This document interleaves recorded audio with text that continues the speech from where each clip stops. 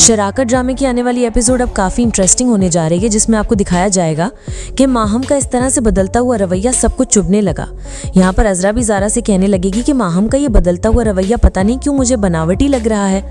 आर्जी तौर पर ये इस तरह से बिहेव कर रही है सिर्फ सब घर वालों की तवज्जो हासिल करने के लिए, ज़ारून की मोहब्बत पर कब्जा डालने के लिए।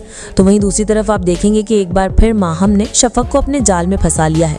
यहाँ पर शफक के पास एक वॉइस नोट आता है कि मेरे पास तुम्हारे नूर मोहम्मद अंकल की एक अमानत की जो मैंने तुम्हारे जिम्मे लगानी है, तो जितना जल्दी हो सके ये एड्रेस भेज रहा हूँ, इस एड्रेस पर पहुँचो और वो अमानत अपनी पिक कर लो, ऐसा ना हो कि कहीं देर हो जाए।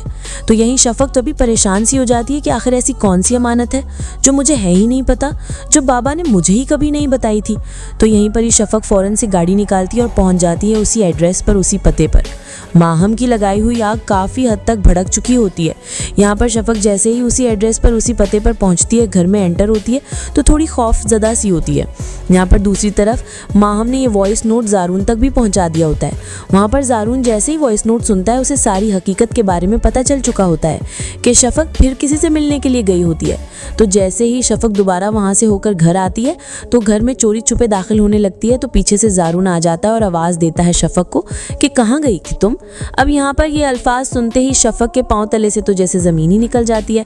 उसको समझ नहीं आ रहा होता कि आखिर ज़ारून को कैसे शक हुआ है, फिर किसने उसे बताया कि मैं कहाँ गई थी।